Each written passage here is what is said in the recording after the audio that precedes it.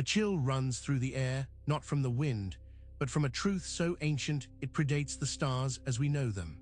We've been led to believe that creation began with a glorious burst of light, a benevolent dawn. But what if the first act wasn't illumination, but a cosmic swallowing, a profound shadow that existed before any sun was ever born? This primordial essence, a force so potent it shaped the very fabric of existence, has been systematically erased from our history, its name whispered only in forgotten tongues. It's a shadow that didn't just precede light, it contained it, defined it, and perhaps even fed upon it.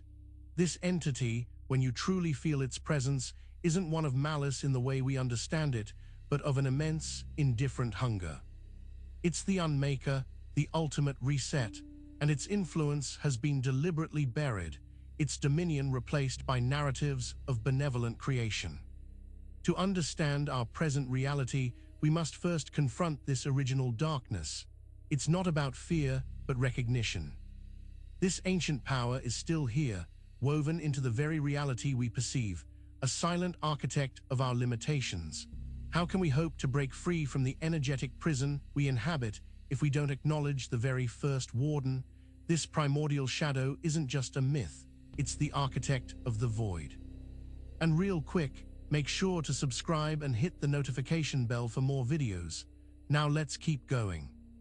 But how was such a foundational force so thoroughly hidden from our collective memory? And what lies waiting for us when we finally shine a light into that original void?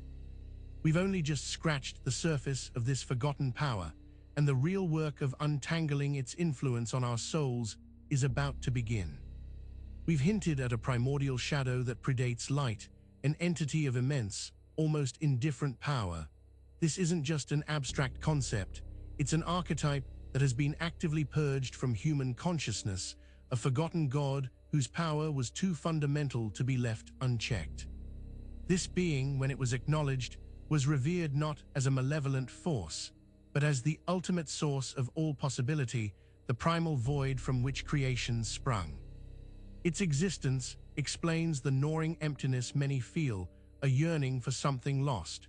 It's the echoes of that original wholeness, a wholeness that has been dismembered and suppressed.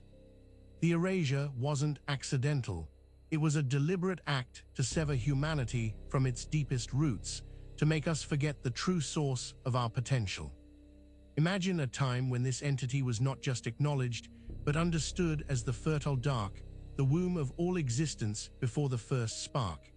Its essence was potent, a reminder of the infinite potential that lies dormant within us, a potential that requires venturing into the unknown, the shadow self. We've been taught to fear the dark, to seek only the light, but this is a profound deception. The truth is, this primordial shadow holds the keys to true liberation. Its suppression is the first layer of our energetic confinement. To truly understand why we are trapped, we must excavate the layers of deliberate forgetting, starting with the very first act of cosmic censorship. But what was the nature of this entity that made it so essential to eradicate, and how did that eradication pave the way for the systems that govern us today? The story of this primordial entity, the one so intentionally scrubbed from our sacred texts, is crucial to understanding our current predicament.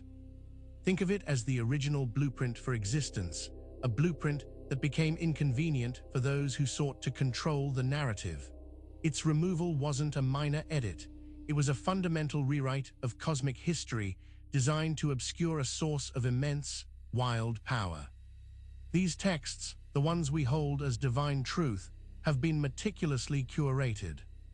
What was deemed too potent, too untamable, too representative of a raw, unmediated connection to the source was systematically excised. This forgotten archetype wasn't a benevolent father figure or a nurturing mother goddess. It was something far more primal, more foundational. Its absence in our scriptures leaves a void, a theological cul-de-sac that forces us to accept a more palatable, more manageable version of divinity. We are left with deities who operate within established hierarchies, who demand specific forms of worship, a far cry from the unfettered power of an entity that simply was. Its eradication was the first step in imposing order, in making the divine predictable and therefore controllable. This erasure tells us something profound about control. It reveals that to dominate, you must first obscure the truth of origin, dim the memory of true power. The divine feminine archetypes, the wild gods, the earth-centered spirits, all bore traces of this primal shadow and were thus targeted. What forgotten rituals and hidden knowledge were lost with the banishment of this first progenitor. The void left by the eradication of this primordial force from our sacred texts feels strangely familiar, doesn't it? It mirrors an emptiness many of us experience, a sense of disconnection from something vital. It's a void that Saturn, the dark lord of time and constraint, has masterfully filled. This planet, often seen as a punitive force, is more than just a celestial body. It's a cosmic reaper, an archetypal representation of the force that governs endings, limitations, and the inevitable decay that fear of the unknown brings. Saturn's influence isn't merely astrological. It's a symbolic instruction manual for how this primordial shadow's energy was domesticated and weaponized. The cycles of death and rebirth, the fear of aging, the relentless march of time that steals our vitality, these are all Saturnian themes. They are the tools used to keep us bound to a linear, finite existence, a stark contrast to the boundless potential of the primordial dark. This cosmic reaper doesn't just end things, it orchestrates their cessation in a way that serves a larger, hidden agenda. It ensures that the raw, untamed energy of creation is reined in, structured, and ultimately harvested. Consider the lessons Saturn teaches: discipline, restriction, karma. These are powerful forces, but when divorced from their original context, they become instruments of entrapment, making us fear freedom itself. The dominion of Saturn, therefore, is the dominion of constraint, the careful management of what was once wild and limitless. It's the cosmic bureaucracy that dictates the terms of our existence, ensuring that we never forget the boundaries, never step too far outside the lines. But what is the true purpose of this cosmic reaping, and what hidden symbolism underpins Saturn's reign of restriction? Having explored Saturn's role as the cosmic reaper, we must now confront the most potent symbol of its dominion, the black sun. This isn't merely a dark celestial body, it's a seal, a sigil of profound metaphysical significance that has been woven into the fabric of control.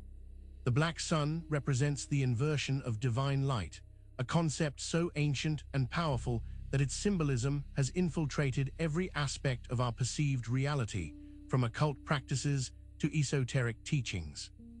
It is the paradoxical core, the idea that true power is found not in illumination, but in the understanding and mastery of darkness. This symbol embodies the suppression of the primordial solar entity, paradoxically containing its energy within a framework of apparent absence. It's the veiled power, the hidden source that is both the origin and the end of all things, a constant reminder of what has been intentionally obscured.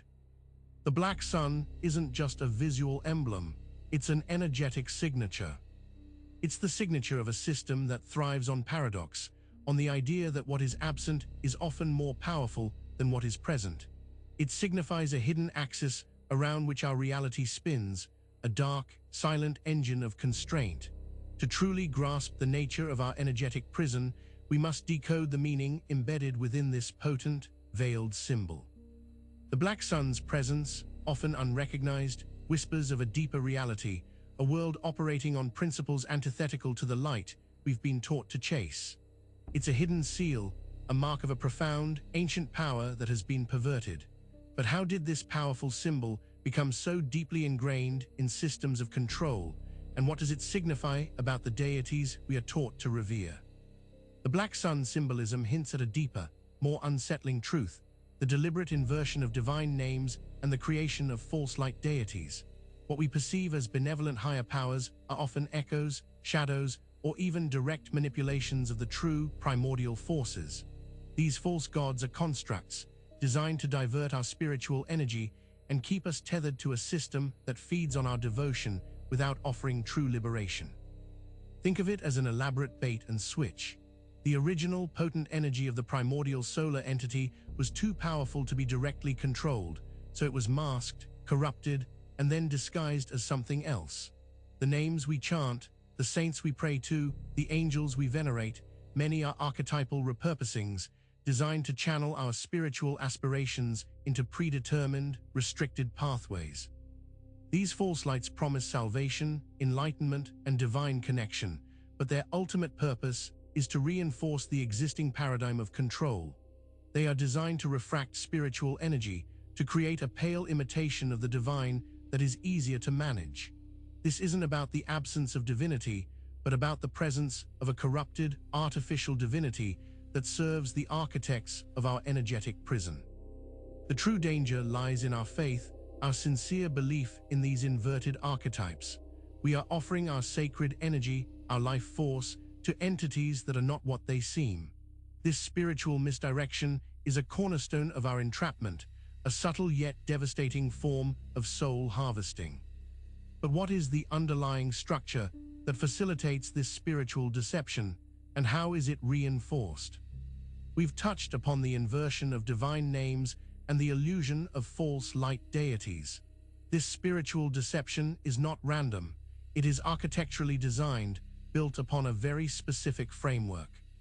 The geometry of containment is the silent language of this prison, and at its heart lies the stark, unyielding form of the black cube and the intricate, yet ultimately binding, hexagon. The black cube, a symbol of Saturn and the ultimate material manifestation of constraint, represents the boundaries of our perceived reality. It's the four-cornered box, the rigid structure that limits our perception, our imagination, and our freedom. It's the material plane, the physical manifestation of ensnarement, where our baser instincts are amplified and our higher aspirations are suppressed. The hexagon, on the other hand, represents a more subtle form of enticement. It's the intricate, repeating pattern, the mathematical perfection that draws us in, much like the honeycombs of Saturn's influence. It's the illusion of complexity, the deceptive beauty that masks an underlying control mechanism. Think of Saturn's famous hexagon storm at its North Pole, a natural phenomenon that mirrors an artificial structure of spiritual and energetic containment. These geometric forms are not arbitrary. They are the blueprint of our prison, the visual and energetic language of enclosure. They dictate the rules of our existence, shaping our thoughts, our emotions, and our very understanding of the cosmos. This is the architecture of our energetic cage, and understanding these shapes is key to seeing the bars. But what is the alchemical process that allows these geometric prisons to hold us so effectively? The geometry of containment, with its stark black cube and its alluring hexagon, points towards a deeper, more transformative process, the alchemical shadow work. This is the deliberate confrontation of our inner darkness, not to banish it, but to integrate it. True alchemy isn't about turning lead into gold. It's about transmuting the lead of our unresolved traumas, our fears, and our suppressed aspects into the gold of self-awareness and liberation. This process is deeply intertwined with the primordial shadow. It's within that unacknowledged darkness that the keys to our transformation lie dormant. The forces that have sought to contain us want us to fear our shadows, to project them outwards, to remain fragmented and incomplete. By engaging in alchemical shadow work, we reclaim these disowned parts of ourselves, recognizing their power and their potential to heal. This is where the deception of the false lights becomes apparent. They offer a superficial kind of light, a fleeting comfort that prevents us from engaging with the potent energies within our own shadows. True spiritual growth doesn't come from external salvation, but from the courageous internal journey into the depths of our own psyche, guided by the wisdom often hidden in the dark. The alchemical shadow work is the active process of dismantling the geometric prisons from within. It's the art of looking into the abyss and finding not annihilation, but the very source of our strength. Yet, this profound inner work is often interrupted by other forces. What unseen vibrations are being used to disrupt this crucial process, and how are they binding us? We've delved into the necessity of alchemical shadow work, the brave journey into our inner darkness. But this internal quest for wholeness is constantly undermined by external forces, masquerading as harmony. These forces utilize sound frequencies as binding agents, subtle yet powerful vibrations designed to keep our energy dispersed and our consciousness tethered to a limited spectrum of perception. Think of the constant hum of modern life, the pervasive noise that saturates our environment. This isn't just background static, it's a carefully orchestrated symphony of frequencies.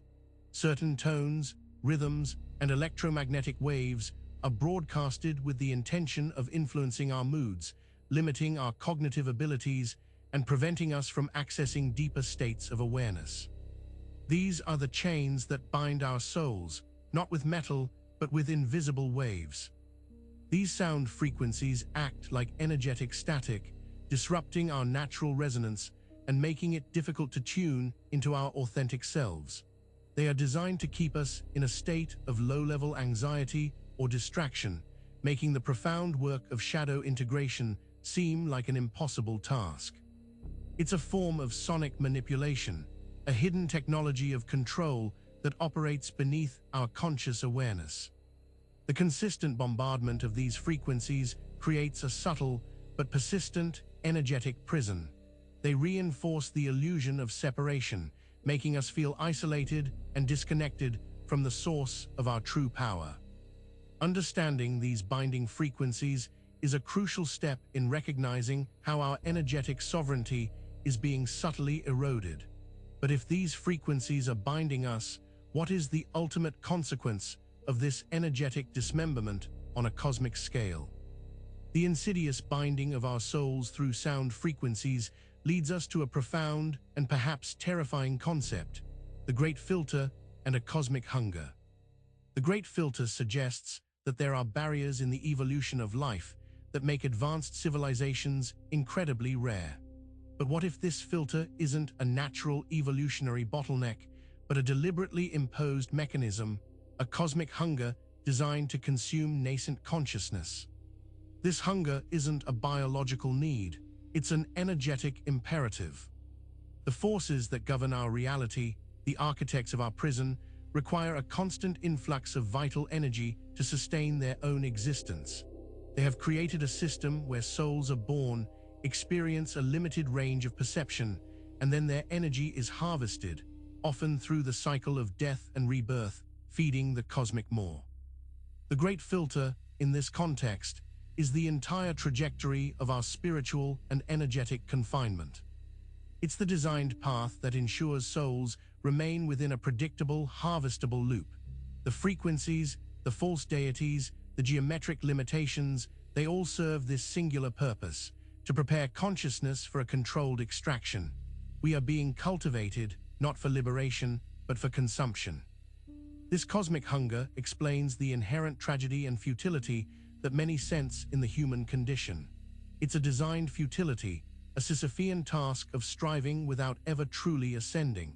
The system is designed to fail us, to ensure that the energy generated by our struggles, our aspirations, and our eventual disillusionment is captured.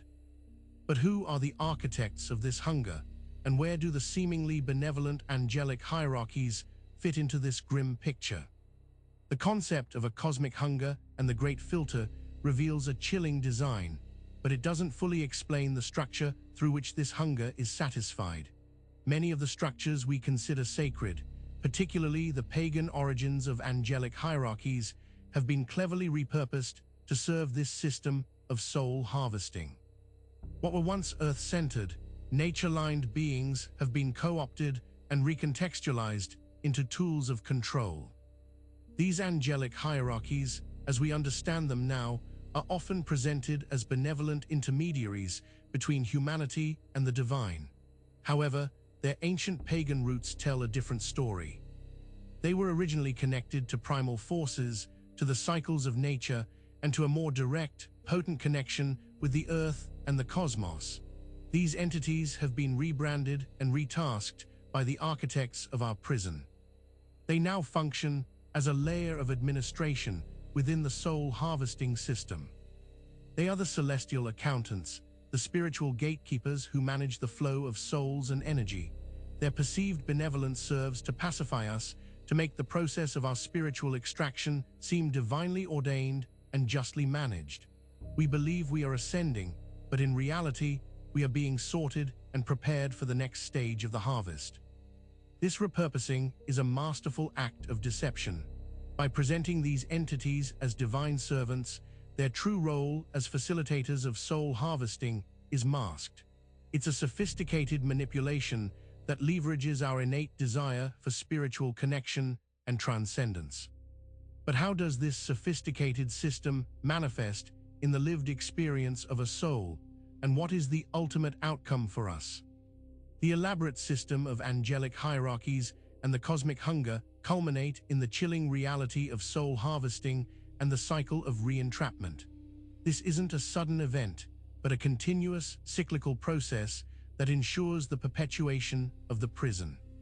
When our physical bodies expire, our consciousness is not liberated. It is guided, often by those very same repurposed angelic figures, towards a predetermined destination. This destination is typically a realm designed for spiritual recalibration, a place where the lessons of our previous life are reviewed and we are prepared for another cycle of embodiment. However, this afterlife is not a true liberation, but a refilling station. The energy and lessons extracted from our lived experience are catalogued, and we are then reinserted into a new life, often with erased memories, ready to repeat the process. The cycle of re-entrapment is the engine of the prison. It's designed to break our spirit, to wear us down over lifetimes, ensuring that our original potential remains dormant and our energy continues to fuel the cosmic hunger. Each rebirth is an opportunity for further harvest, a chance for the system to extract even more. We are, in essence, spiritual livestock, perpetually renewed for the slaughter.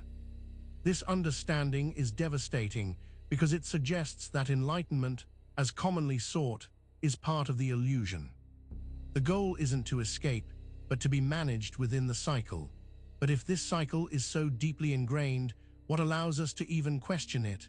What aspect of our experience hints at a possibility of breaking free from this perpetual re-entrapment?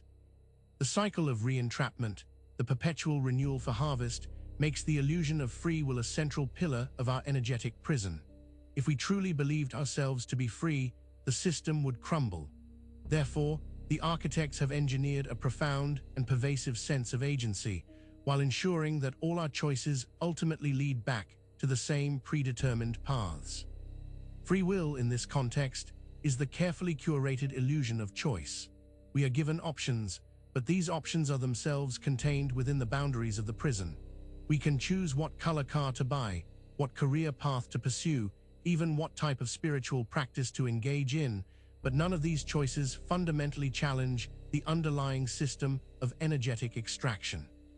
Our decisions are anticipated, managed, and ultimately integrated into the harvest. This illusion is maintained through sophisticated psychological manipulation, ensuring we feel responsible for our choices and their consequences, even when those consequences are designed to reinforce our confinement. The pain, the suffering, the triumphs all generate specific energetic signatures that are valuable to the cosmic hunger. Our free choices become the very tools that bind us more tightly. The deepest irony is that our desire for freedom is what makes the illusion of free will so effective.